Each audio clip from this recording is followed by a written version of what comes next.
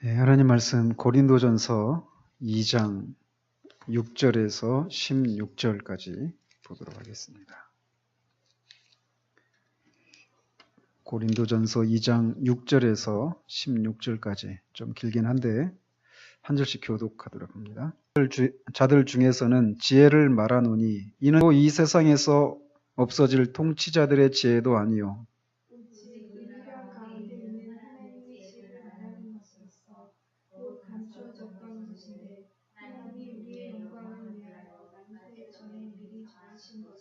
이 지혜는 이 세대의 통치자들이 한 사람도 알지 못하였나니 만일 알았더라면 영광의 주를 십자가에 못 박지 아니하였으리라.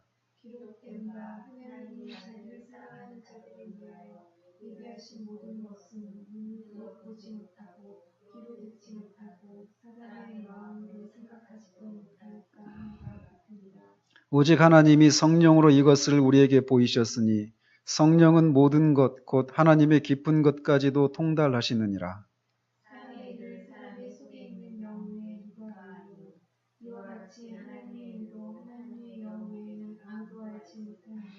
우리가 세상의 영을 받지 아니하고 오직 하나님으로부터 온 영을 받았으니 이는 우리로 하여금 하나님께서 우리에게 은혜로 주신 것들을 알게 하려 하심이라.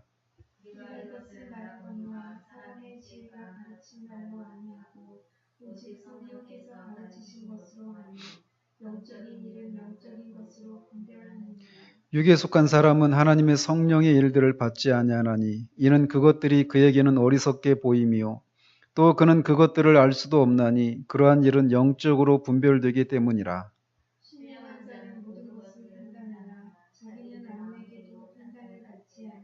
같이 누가 주의 마음을 알아서 주를 가르치겠느냐 그러나 우리가 그리스도의 마음을 가졌느니라. 아멘.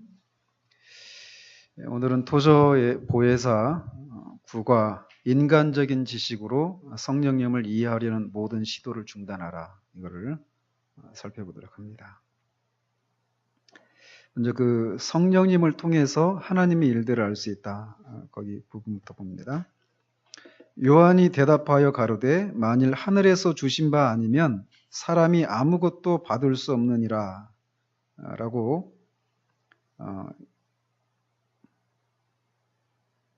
말하고 있죠. 요한복음 3장 27절에서. 근데 이 말씀을 연구할 때 두 가지를 명심해야 하는 하나님의 일들을 이해할 수 있는 능력이 우리 인간들에게 없다는 것 하나고 또 다른 하나는 이 능력이 하늘로부터 우리에게 주어질 수 있다. 만약 앞에 있는 것 하나만 얘기한다면 우리에게 절망을 불러일으키겠죠. 근데 그렇게 우리가 하나님의 일들을 이해할 수 없는 그런 영적인 것들을 이해할 수 없는 우리들이 그 영적인 것들을 이해할 수 있도록 하나님께서 하늘로부터 우리에게 무엇인가를 주신다라는 것입니다. 오늘은 그 내용을 살펴보려고 하는 겁니다. 성경은 영적인 일들이 베일에 감추어져 있다고 분명히 가르칩니다. 그러니까 어때요? 감추어져 있으니까 이게 나타나야 되죠. 이런 걸 뭐라고 합니까? 신학적으로? 감추어진 것들이 드러나는 거. 이걸 계시라고 한단 말이에요. 성령께서 그것을 우리에게 계시해 주시면, 그러니까 계시라는 말을 조금 더 계시가 완성되었다라고 이런 관점에서 본다면 계시라는 하는 말보다는 조명해 주신다. 이 표현이 더 적합한 표현입니다. 신학적으로. 그런데 그것들을 이해하고 붙들 수 있는 능력이 본래 인간에게는 없다라는 겁니다. 근데 우리가 뒤에서 살펴보겠지만 이 생각을 많이 못해요. 이 생각을. 그래서 사람들이 어떤 생각들을 하느냐면 제가 청년 때 청년들이 저한테 이제 막 이렇게 반론을 제시하는 친구들이 있었어요. 근데 그 친구들이 이제 하는 얘기가 주로 자기들이 볼 때 은혜를 이렇게 경험하고 있는 친구들과 그렇지 않은 자신들의 이렇게 모습을 보면서 그 원인을 어디에서 찾았느냐면 그 은혜를 받고 있는 그 친구들은 조금 더 이성적이고 논리적이고 어떤 그런 분석적인 그런 사고를 하는 친구들이라는 거죠. 그런데 그에 비해서 자신들은 그런 것이 그런 거하고 좀 거리가 있는, 그 반대쪽에 있는 그런 사람들이다. 이렇게 얘기를 하는 거예요. 그러니까 그 사람의 어떤 지적인 능력과 어떤 기질의 차이가 영적인 것들을 통해서 은혜를 누리느냐, 그렇지 못하느냐, 이거를 그렇게, 그걸 좌우한다라고 그렇게 반박을 했죠. 왜냐하면, 그러면서 그 생각의 뿌리에 뭐가 들어있냐면, 인간이 그 영적인 것들을 이해할 수 있다. 인간의 지성으로. 그러니까 그 지성의 차이에 따라서 어떤 사람은 영적인 것들을 더 많이 알고, 더 쉽게 알고, 그렇지 못해요. 지적인 능력이 조금 딸리는 사람들은 그런 것에 대해서 좀 잘 모른다. 이런 생각을 한단 말이에요. 그러나 그렇지 않아요. 아주 지적으로 뛰어난 사람이든지 그렇지 못한 사람이든지 영적인 것을 인간은 거듭나지 않은 자연인은 그것을 이해할 수 없다라고 하는 것이 성경에서 말하고 있는 것이에요.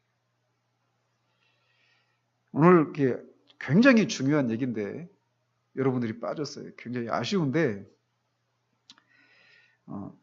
그러니까 왜 우리가 이제 모든 것 교리적으로 다 막 잘 정리가 되어 있고 잘 말도 하고 잘 이해도 하는데 소위 영적인 어떤 그런 실제들을 느끼지 못하는가 이런 걸 많이 고민하잖아요. 오늘 여기서 말하려고 하는 거예요. 그런 것들에 대해서 오늘 여기 말하고 있거든요. 굉장히 중요한 주제예요.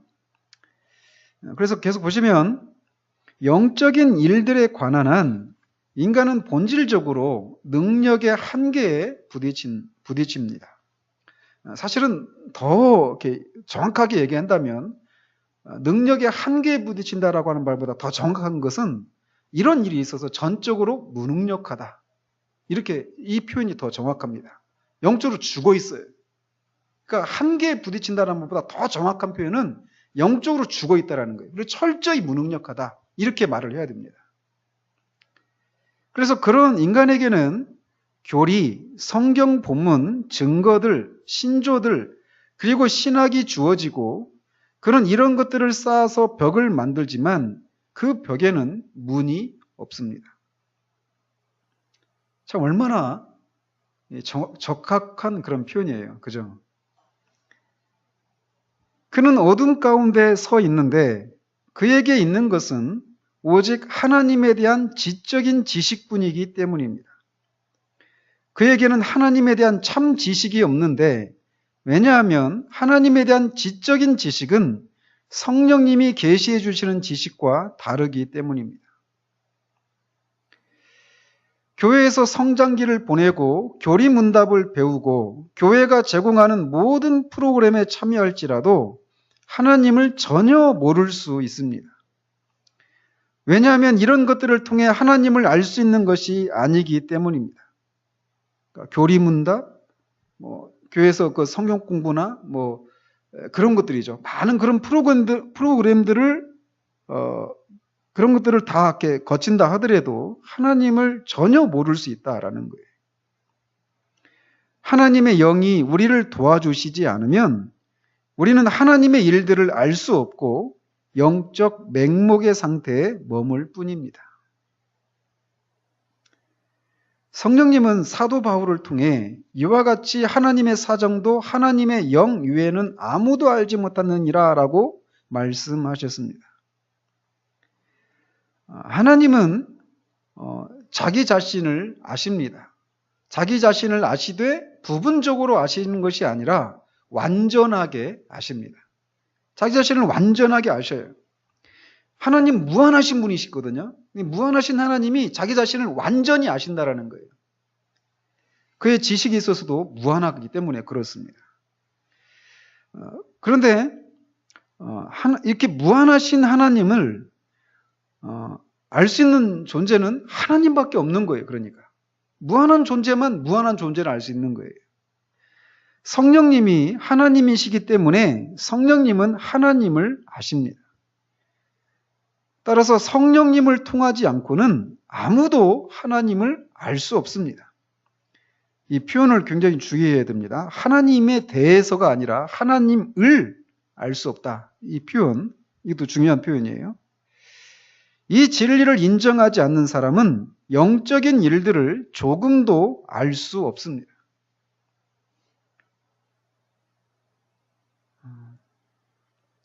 그래서 보시면 교회 모든 선생들이 인간의 지성이 성령님의 일들을 전혀 알 수 없다는 것을 깨달으면 얼마나 좋겠습니까?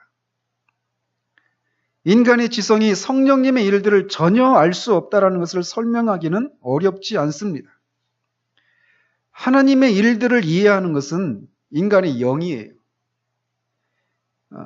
그래서 인간의 영이, 근데 인간의 영이 죄 때문에 죽었기 때문에 인간은 하나님의 일들을 이해할 수 없는 것입니다. 인간이 지성으로 하나님의 일을 알 수 있는 것이 아니라 인간의 영으로만 하나님의 일을 알 수 있는데 그 영이 죄로 죽어 있다는 것이죠. 이게 전제가 안 되면 그냥 몇 가지 어떤 기독교적인 그런 기본적인 교리들 이런 것들에 대해서 동의합니까? 인정합니까? 믿습니까?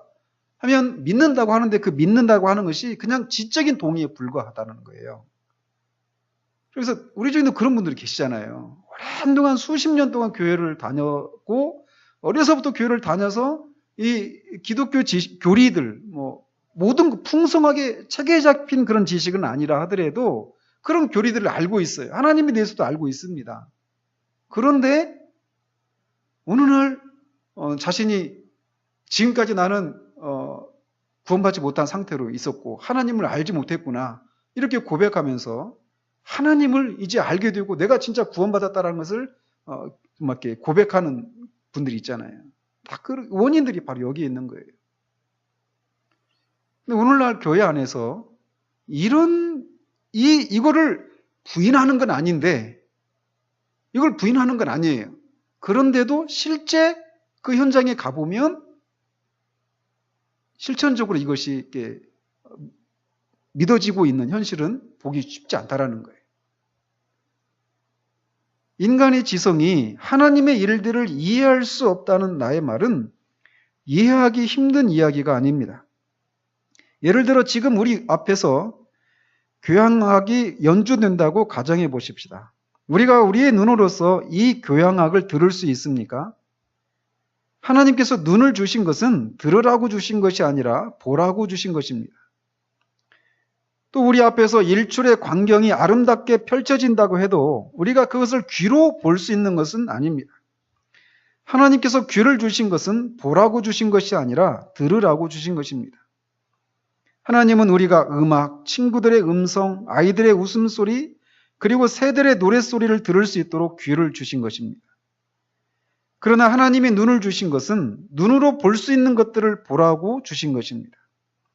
하나님은 이 두 가지 감각기관을 결코 혼동하시지 않습니다. 만일 어떤 사람이 많은 사람들 앞에서 우리의 귀는 눈에 보이는 자연을 볼 수 없습니다 라고 말한다 할지라도 아무도 동의하지 않을 것입니다. 아무도 일어나 저 사람은 신비주의자다 라고 소리치지 않을 것입니다. 토자가 이거를 이런 표현을 하는 것이 저는 막 굉장히 유머러스한 표현이란 말이에요. 지금 자신이 하려고 하는 그 주장이 결코 신비주의자들의 주장이 아니다라고 하는 것을 이제 항변하는 거죠. 아무튼 그렇게 말한다고 해도 신비주의자다라고 소리치지 않을 거라는 거예요. 왜냐하면 그는 너무나 당연한 사실, 즉 일반적인 과학적 사실을 말했기 때문입니다. 마찬가지로 내가 하나님이 우리에게 주신 지성은 하나님을 이해하라고 주신 것이 아닙니다. 하나님은 우리가 하나님을 이해할 수 있도록 다른 방법을 마련해 놓으셨습니다 라고 말할 때 나는 결코 무슨 심오한 얘기를 하는 것이 아닙니다. 이 문제와 관련해서 성경의 한 구절을 살펴보십시다. 종종 어떤 것에 대해 설명을 들은 다음 성경 구절을 찾아보면 그 의미가 더욱 분명히 새겨집니다. 이사야서 55장 8절 9절을 같이 한번 읽어보죠. 시작. 여호와의 말씀에 내 생각은 너희 생각과 다르며 내 길은 너희 길과 달라서 하늘이 땅보다 높음같이 내 길은 너희 길보다 높으며 내 생각은 너희 생각보다 높으니라. 또 고린도전서 2장 14절도 같이 읽습니다.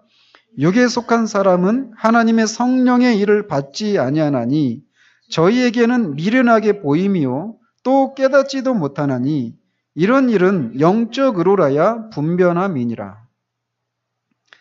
자연인, 즉 심리적 차원에 머무르는 사람, 마음의 사람, 지성의 사람은 하나님의 영의 일들을 이해하지도 못하고 받아들이지도 못합니다. 보십시오. 심리적 차원, 마음의 사람, 지성의 사람, 다 우리가 지적이고 감정적인 이런 걸 말하는 거죠. 이런 인간의 이 지성과 감정, 이것들은 하나님의 영의 일들을 이해하지도 못하고 받아들이지도 않는다라는 거예요.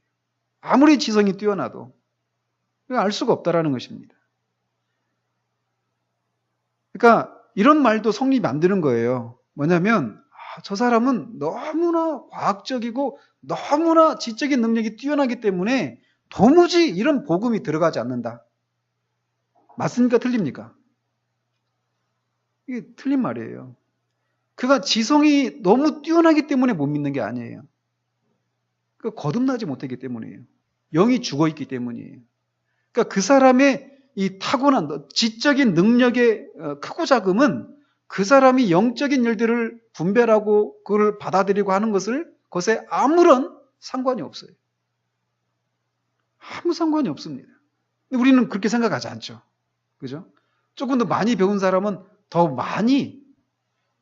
쉽게 또는 반대로 너무 많이 알기 때문에 못 받아들인다. 이런 생각을 하죠.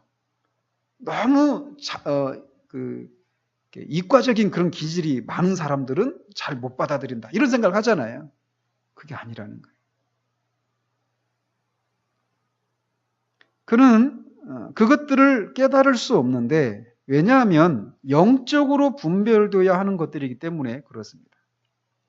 우리가 하나님을 이해할 수 있도록 하나님이 주신 것은 성령이고 우리가 신학을 이해할 수 있도록 하나님이 주신 것은 지성입니다.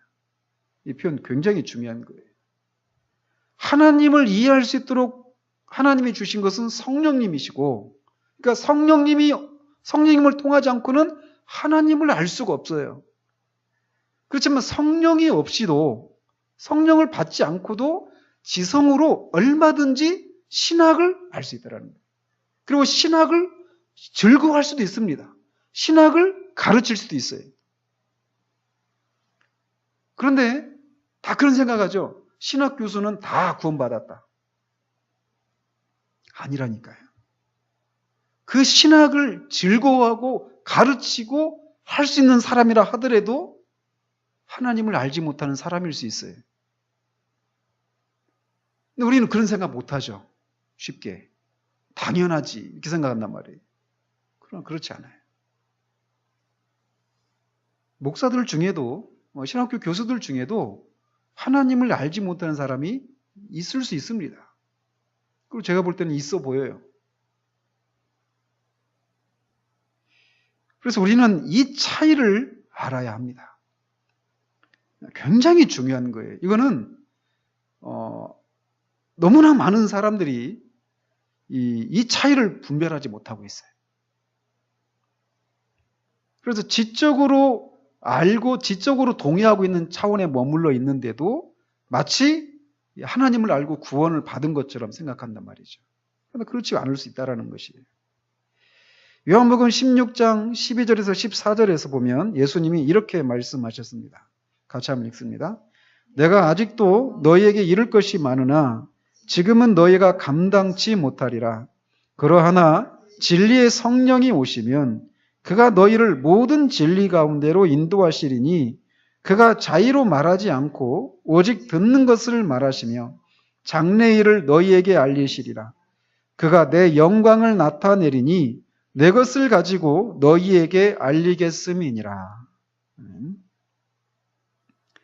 성령님을 통해서만 우리가 하나님의 일들을 알 수 있다라는 것입니다. 이제 우리에게 하나님과 예수님을 계시하시는 분이 하나님의 영이라는 것이 분명해졌습니다.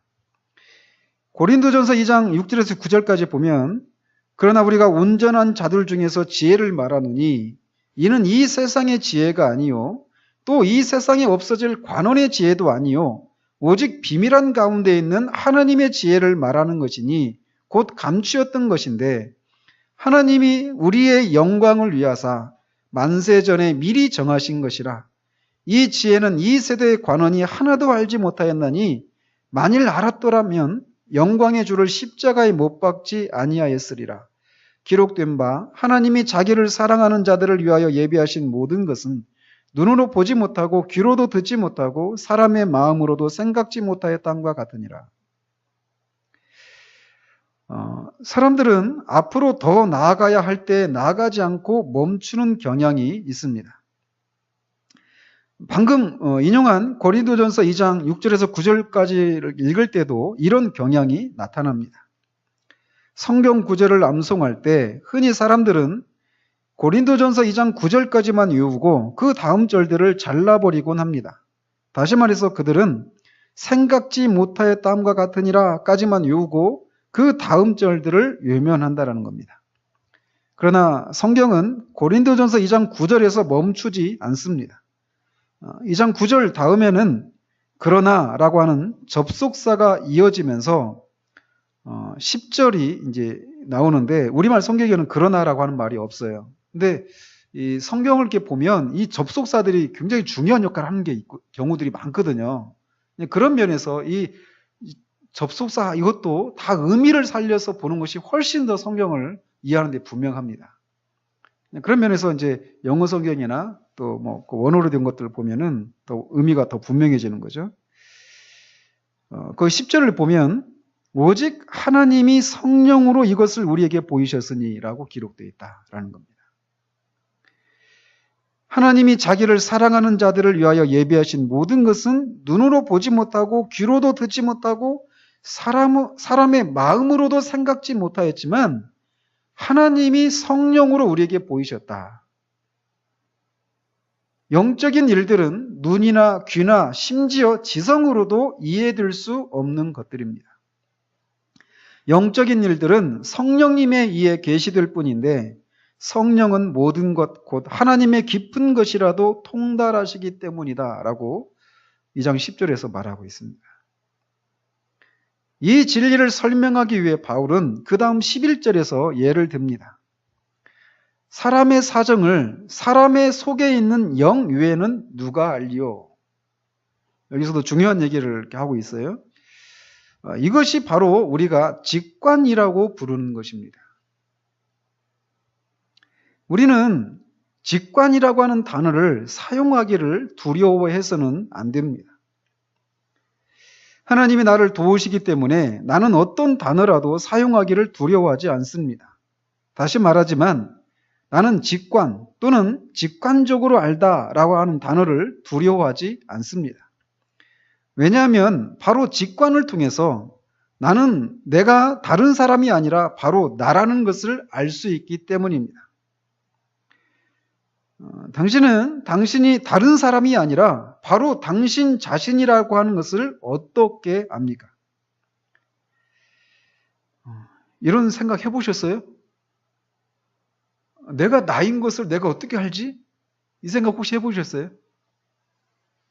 황당한 생각이죠. 그냥 그 생각 안 하고 그냥 살잖아요. 그죠? 그런데 우리가 종종 이런 경우 있잖아요. 이를테면 치매에 걸렸다든지 잠시 어떤 기억 상실증에 걸렸다든지 그럴 때 내가 누구인지 모르는 경우가 있잖아요. 그죠? 이게 그냥 황당한 경우는 아니에요. 그러니까. 그죠? 그래서 당신과 똑같이 생긴 사람이 14명 있다고 가정해 보십시다. 당신은 그들 앞에서도 결코 놀라지 않을 것입니다. 오히려 당신은 빙그레 웃으며 14명이 나와 똑같이 생겼다니 우연치고는 정말 대단한 우연이다 라고 소리칠 것입니다. 나와 똑같이 생긴 사람이 14명 있다면 나의 아내가 나를 알아보지 못할 수도 있겠지만 나는 결코 나 자신을 못 알아보지 않습니다. 당신이 당신이라고 하는 것을 알 수 있는 것은 바로 직관 때문입니다. 그러니까 이 직관이라고 하는 것은 어떤 우리가 어떤 진리를 어떤 지식을 이렇게 깨닫게 되는 과정은 이렇잖아요. 어떤 것을 딱 보고 그거를 분석하고 이해하고 종합해서 그것을 우리가 알잖아요. 그죠? 그러니까 분석하고 막 조사하고 연구하고 이런 과정을 통해서 우리가 어떤 것을 아는 거란 말이죠. 근데 직관은 그런 과정이 없이 그냥 딱 아는 겁니다. 그냥 아는 거예요. 그런 사유의 과정이라고 하잖아요.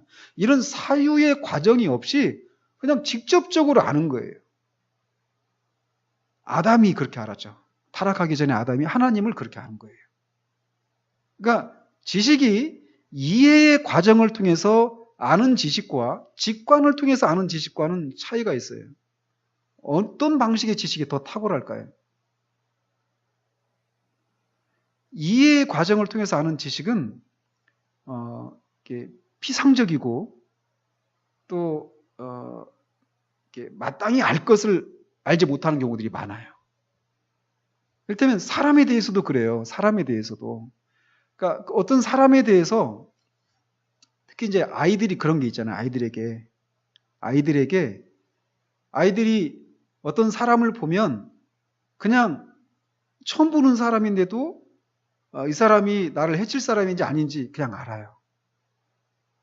왜 아세요? 동의가 안 되나 봐요. 네, 그렇지 않은 경우도 있어요. 그럴 수 있어요. 아무튼 여기로 돌아갑시다. 제가 잘못 꺼낸 것 같아요. 네.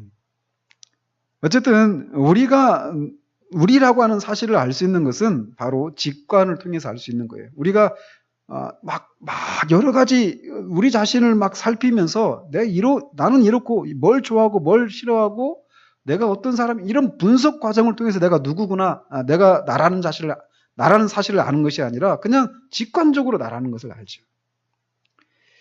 당신이 누구인지를 알기 위해 당신의 가족이 옛날에 읽던 성경을 뒤적일 필요는 없습니다. 당신은 당신이 누구인지를 압니다.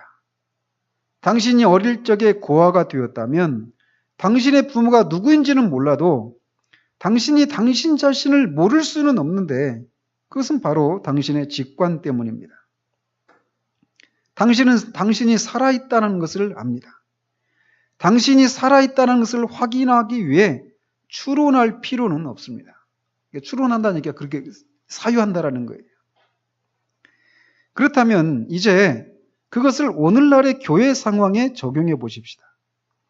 오늘날의 교회는 우리 머리로 이해할 수 없는 것들이 있다는 사실을 인정하지 않기 때문에 우리의 머리로 그것들을 이해하기 위해 애를 씁니다. 하나님이 우리에게 주신 머리는 선한 것입니다. 우리의 머리를 모자거리처럼 사용하는 것이 하나님의 뜻은 아닙니다. 머리를 써야죠. 그죠? 모자 쓰라고 준 건 아니니까. 하나님은 우리에게 뇌를 주셨는데 뇌는 우리가 지성이라고 부르는 기능이 있습니다. 지성에게는 그것이 감당할 수 있는 고유한 일들이 있지만 하나님의 일들은 지성이 감당할 분야가 아닙니다. 하나님의 일들을 감당하시는 분은 성령님이십니다. 그래서 이 사실을 잘못 알게 됐을 때 일어나는 현상들, 이걸 이제 얘기하고 있어요.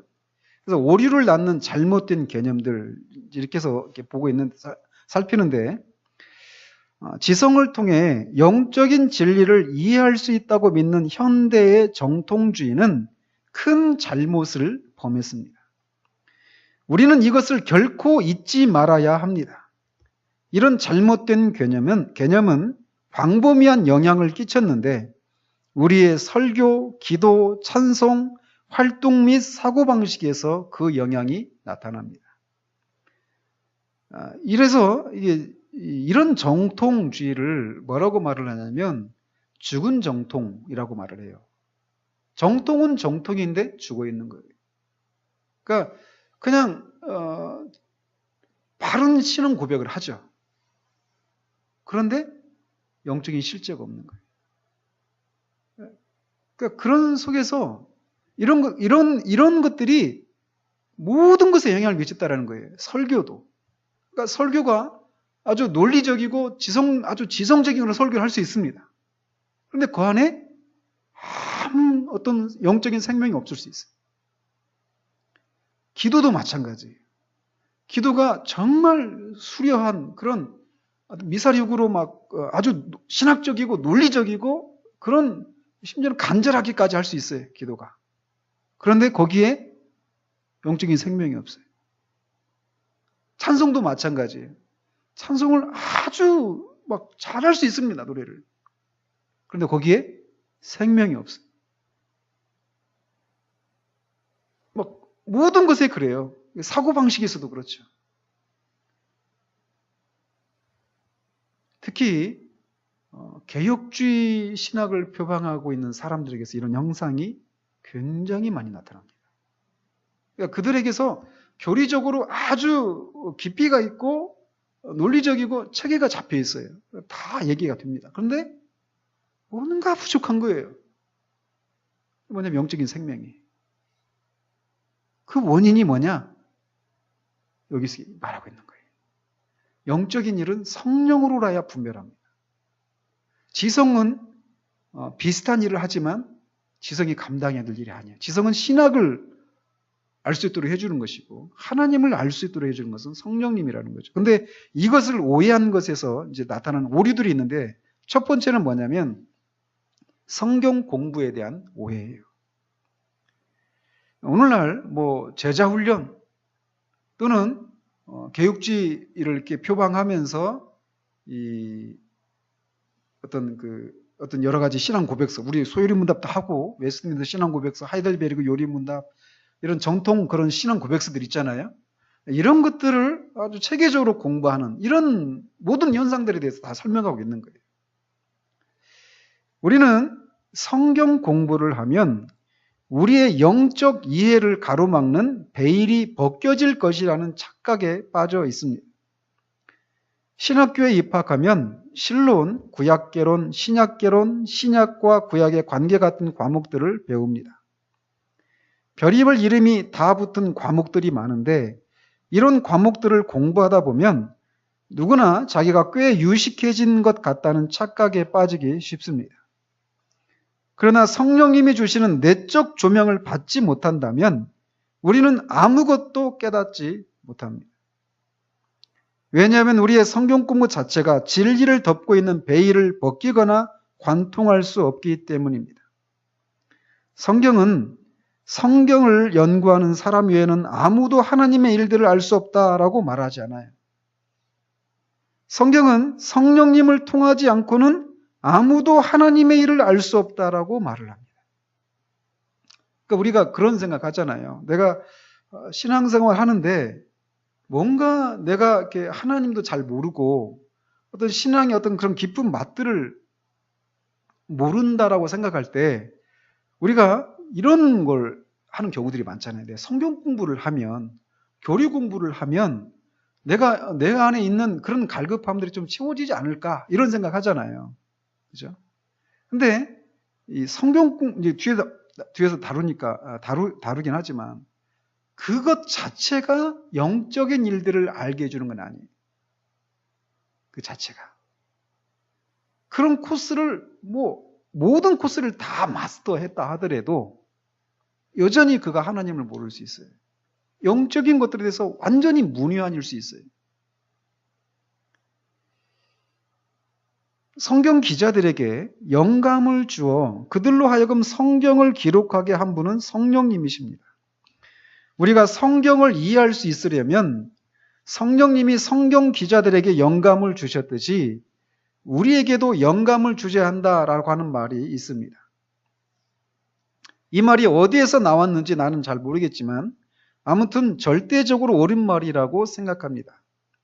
정확한 더 표현은 영감을 주셔야 된다 이런 표현보다는 우리에게 그 성경을 이렇게 조명해 주셔야 된다 이렇게 하는 것이 더 정확한 표현입니다. 그렇게 쓰십시오. 그렇게 알고 계시고요. 디모데후서 3장 16절에서 바울은 모든 성경은 하나님의 감동으로 된 것으로 교훈과 책망과 바르게 함과 의로 교육하기에 유익하니라고 말했습니다. 이것은 만일 하늘에서 주신 바 아니면 사람이 아무것도 받을 수 없느니라 라고 하는 말씀이 옳다는 것을 확인시켜 줍니다. 또 방법에 대한 오해가 있어요. 우리는 서로를 설득하여 영적인 일들에 관심을 갖게 하고 그것들을 우리가 이해할 수 있는 수준으로 끌어내릴 수 있다고 믿지만 이것은 완전히 착각입니다. 설교자가 세일즈맨이라고 말하는 사람들도 있습니다.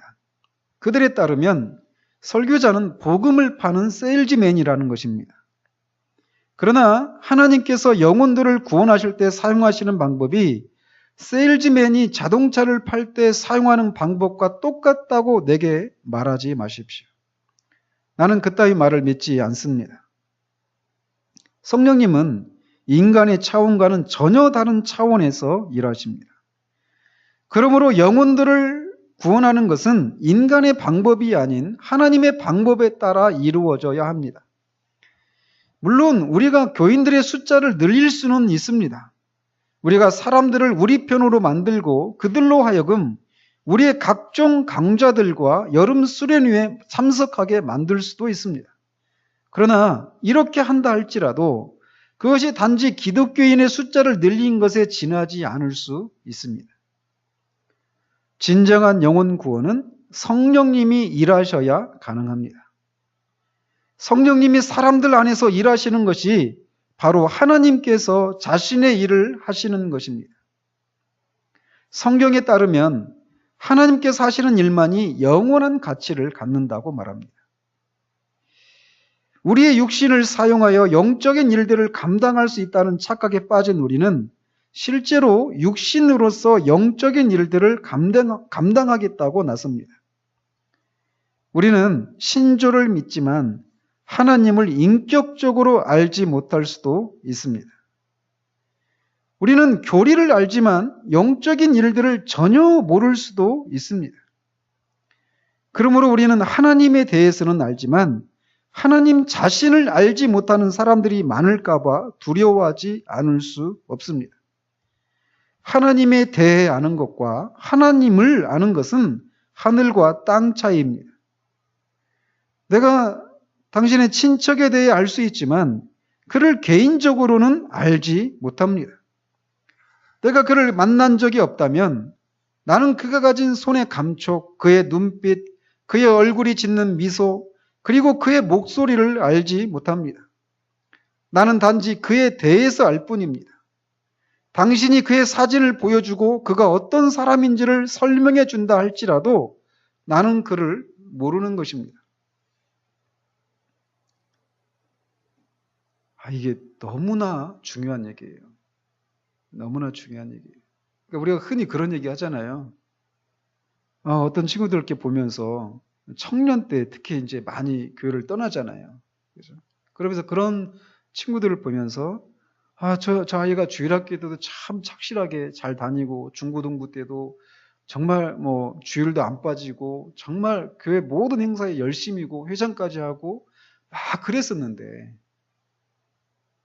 모든 뭐 여름 행사하며 뭐 그런 모든 교회 행사에 정말 열심을 내고 그랬었는데 그 친구가 교회를 떠났다.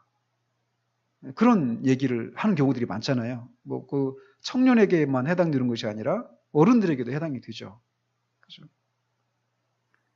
그런데 그 모든 사람들이 다 그가 진짜 거듭나지 못했다 이렇게 말할 수는 없지만 그런 사람들 중에 많은 사람들은 영적인 일에 대해서만 그 교리에 대해서 그러니까 이 지성으로 교리에 대해서 신학에 대해서 하나님에 대해서 알 뿐이었지 하나님을 영적인 일 그 자체를 아는 것은 아닐 수 있었다라는 것이 그 생각을 못하죠. 그러니까 이 설교를 위해서 우리가 매주 기도하지만 그래서 이게 중요한 거예요. 그러니까 지금 우리가 소요리 문답 하고 있잖아요. 오전에. 하나님의 성품에 대해서 속성에 대해서 우리가 이제 다 맞췄잖아요. 다 들었어요. 아, 하나님의 사랑은 무엇이다. 호의이다. 상대방을 즐거워하는 것이다. 그 감정을 동일시하는 것이다. 아, 그거구나. 알 수 있습니다. 근데 그런 하나님의 사랑을 모를 수 있단 말이에요. 그런데 하나님의 사랑의 속성의 교리를 알아요. 가르칠 수도 있습니다. 남을. 하나님의 공의에 대해서도 알고 전능하심에 대해서 지혜, 은혜로우심에, 자비로우심에 대해서, 선하심에 대해서 다 알아요. 가르칠 수까지 있단 말이죠. 그런데 그런 하나님을 모를 수 있다는 거예요. 그런 사람들이 많아요. 우리 교회 안에도 있고. 그러니까 다 안다라는 거죠. 근데 그 아는 것이 자신의 삶에 아무런 영향을 끼치지 않아요. 자신의 존재를 움직이지 않습니다. 그러나 하나님을 진짜 알면 어떻게 존재가 바뀌지 않을 수 있어요? 어떻게 삶이 안 바뀔 수 있습니까? 거짓말이에요. 거짓말이 아니라 모르는 거예요. 이런 방식으로 모르는 거예요. 그렇기 때문에 우리가 이런 그 교리를 이렇게 들으면서 다 아는데 내가 뭘 해야 되는지도 아는데 라고 하면서 그냥 자신을 그렇게 아는 사람으로 딱 이렇게 규정을 하는 것이 때로는 위험할 수 있다는 것을 알아야 돼요. 때로는 어떤 때 우리가 영적인 침체 가운데 있어서 어떤 그런 것에 대해서 어떤 이 하나님을 향해서 우리의 마음이 동하지 않고 우리의 삶이 하나님을 향해서 막 움직이지 않는 그런 때가 있을 수 있죠. 그러나 하나님을 정말 인격적으로 모르기 때문에 그럴 수 있다라고 하는 것도 생각해 볼 필요가 있어요. 그런 면에서 우리가 이 사실을 아는 것은 너무나 중요해요. 과학자는 벌레들에 대해서 압니다. 그러나 지렁이나 기타 온갖 종류의 벌레들에 대해 책을 쓴다 할지라도 그가 아는 벌레는 한 마리도 없습니다. 그런 어떤 벌레하고도 의사소통을 할 수 없습니다. 인간하고 가장 의사소통을 할 수 있는 존재가 개잖아요. 그죠? 가장 가까이 지낼 수 있는 게 우리가. 우리 집에 개 키우는데 의사소통이 안 돼요.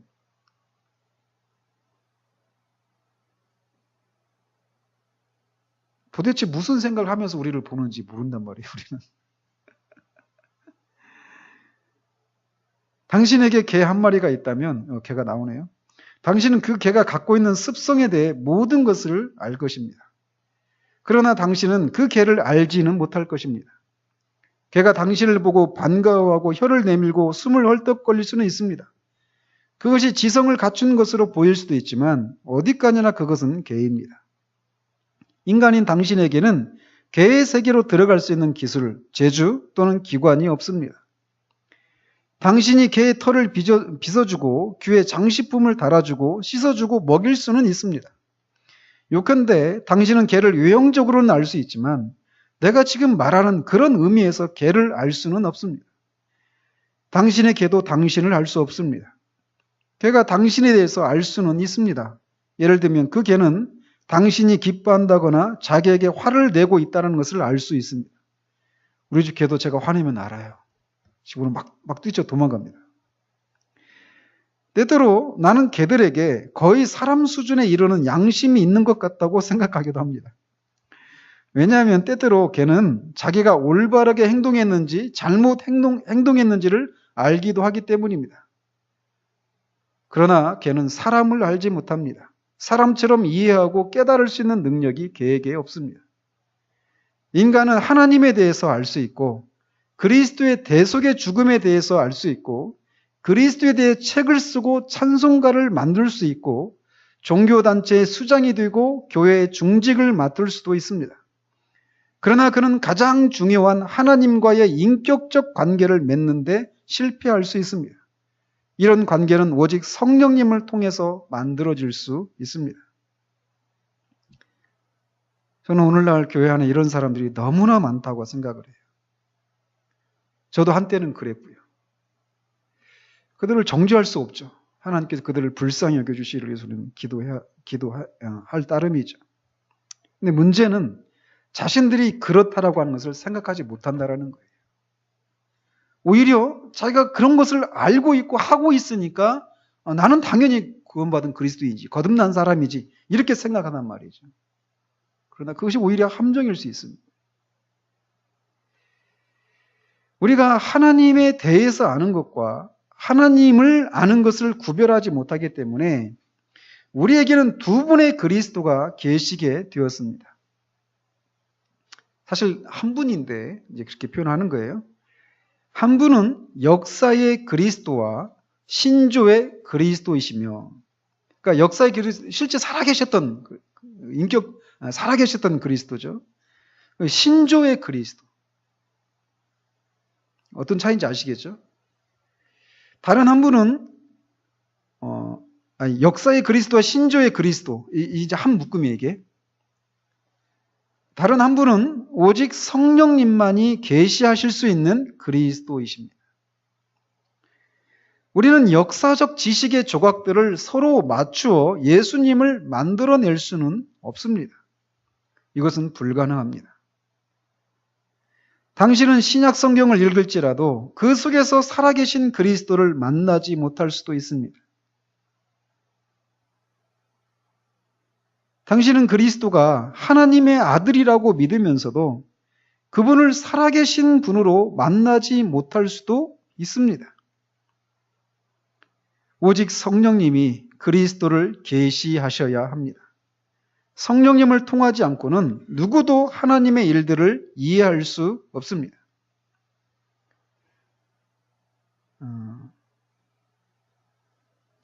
성령님이 내적 조명의 빛을 한번 비추어 주시는 것이 신학교에서 5년 동안 공부하는 것보다 당신에게 예수님에 대해 더 많은 것을 깨닫게 해줄 것입니다. 물론 그렇다고 해서 내가 신학교의 가치를 부정하는 것은 아닙니다. 당신은 신학교에서 예수님에 대해 많은 것을 배울 수 있습니다. 사실 우리는 최선을 다해 예수님에 대해 배워야 합니다. 우리는 최선을 다해 예수님에 대해 읽어야 합니다. 예수님에 대해 읽는 것은 그리스도인으로서 우리가 마땅히 해야 할 선한 일입니다. 그러나 성령님이 결정적으로 빛을 비춰 주시지 않으면 그리스도에 대한 많은 지식은 그야말로 지식으로 끝나버리고 맙니다. 그러니까 성경 공부나 교리 이런 유익이 그것이 주는 유익이 있어요. 그리고 그런 것을 알면 알수록 똑같아요. 지식으로만 그것을 아는 사람과 그래서 성령께서 그것을 조명해 주셔서 아는 사람은 이런 지식을 들었을 때, 어떤 교리를 들었을 때 반응이 다르게 나타나요. 그러니까 그 지식적으로 아는 사람은 지식적으로 정리가 되고 머리가 시원해지고 이렇게 어떻게 보면은 어떤 지적으로 어떤 쾌감을 느낄 수도 있습니다. 아, 저런 거구나 하고 명쾌하게 알았다고 하면서. 근데 성령을 아는 사람은 거기서 넘어서서 그런 일을 행하신 그리스도를, 그런 일을 행하신 하나님을 향해서 갑니다. 그러니까 그 하나님을 향해서, 그리스도를 향해서 그 마음이 사랑의 마음으로 동하고 그런 은혜를 행하신 하나님의 그 은혜에 감사하는 마음이 일어나는 거예요. 결정적인 차이죠. 그러니까 그런 것을 그렇기 때문에 이 교리를 이렇게 아는 또는 성경을 공부하는 이런 진리를 알아가는 작업들에 대해서 막 즐거워하죠. 왜냐하면 그것을 통해서 하나님이 하신 일들을 알고 그 하나님을, 그런 일을 행하신 하나님을 아는 거니까, 그 작업들이. 그러니까 그것을 더 즐거워하는 거죠. 근데 지식적으로만 아는 차원에 머물러 있는 사람들은 그것의 그 달콤함은 알지 못해요.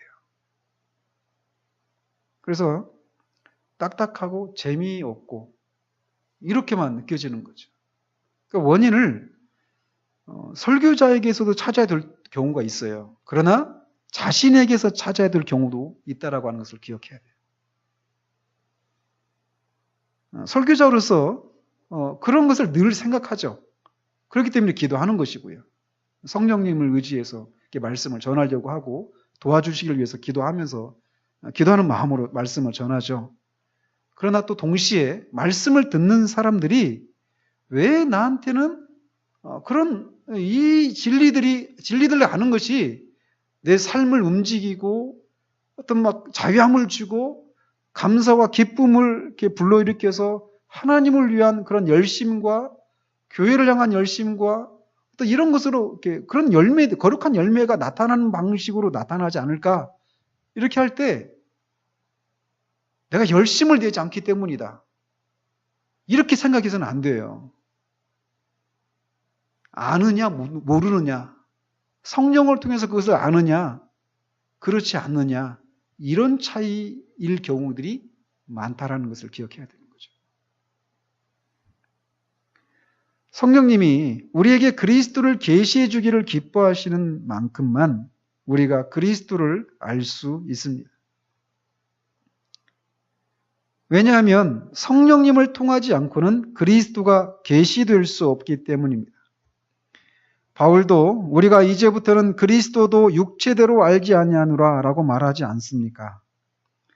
교회는 성령님이 그리스도를 계시해 주실 때에만 그분을 알 수 있습니다. 그러니까 어때요?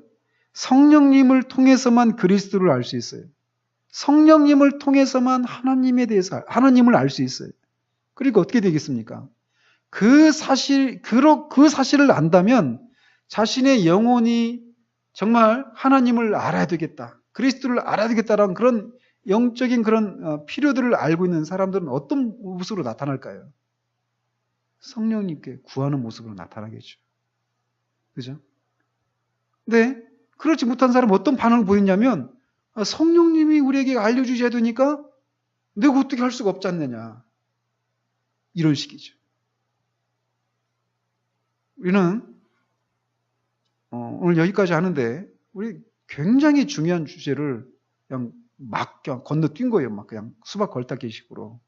그러나 오늘날 그리스도인이라고 불려지는 사람이 그리고 개중에는 교리에 대해서 잘 정리가 되어 있고 심지어 그것을 즐거워하고 가르치기도 하는 그런 사람일 수도 있고 교회 일에 열심을 내고 주일학교 교사로 뭐 여러 가지로 섬길 수 있지만 그가 성령을 통해서 그런 것들을 알지 못하고 그냥 지성으로 그것을 알고 있기 때문에 신앙이 피상적인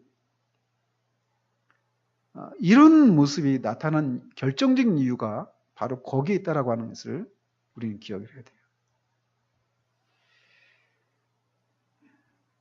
우리는 그렇기 때문에 우리는 기도해야 돼요. 정말 성령께서 말씀을 이렇게 전할 때든지 이거는 교제를 할 때도 마찬가지예요. 교제할 때도 그렇고 찬송을 할 때도 그렇고 기도할 때도 그렇고 성령께서 그런 것들을 조명해 주시지 않으면 그 모든 것들이 아무 의미가 없어요. 우리가 기도하겠지만 기도할 때도 성령께서 이 일종의 그 터치해 주시는 경우가 있거든요. 그럴 때 기도는 어렵지 않아요. 그냥 좀 빨리 끝나고 갑시다. 이게 막 말려야 돼요. 기도가 어려운 것도 결국 그런 거예요. 그렇기 때문에 성령을 통해서 내가 이 영적인 일들을 알고 있는가 아닌가를 돌아봐야 되고 또 그것을 위해서 우리는 기도해야 됩니다.